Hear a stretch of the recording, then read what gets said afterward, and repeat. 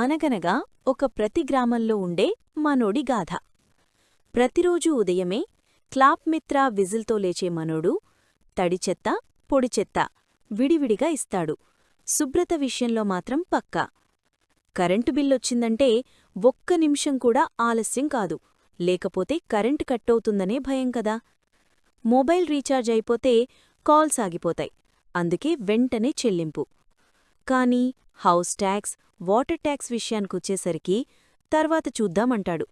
అయినా కోరుకునేది మాత్రం రోజూ శుభ్రత కావాలి, రోడ్డు బావుండాలి, డ్రైన్ సరిగ్గా ఉండాలి, దోమలు ఉండకూడదు, రాత్రి వీధి దీపాలు వెలగాలి. ఇవన్నీ కావాలంటే ఒక్కటే నిజం గుర్తుంచుకోవాలి: పన్నులు కడితేనే గ్రామాలు ఆర్థికంగా బలోపేతమై అన్ని అభివృద్ధి పనులు చేయడానికి సాధ్యమవుతుంది అని అర్థమైంది మనోడికి. ఇప్పుడే హౌస్ ట్యాక్స్, వాటర్ ట్యాక్స్, స్వర్ణ పంచాయతీ ద్వారా డిజిటల్ చెల్లింపు చేశాడు. పన్నులు భారమేమీ కాదు, మన ఊరి అభివృద్ధికి పెట్టుబడి.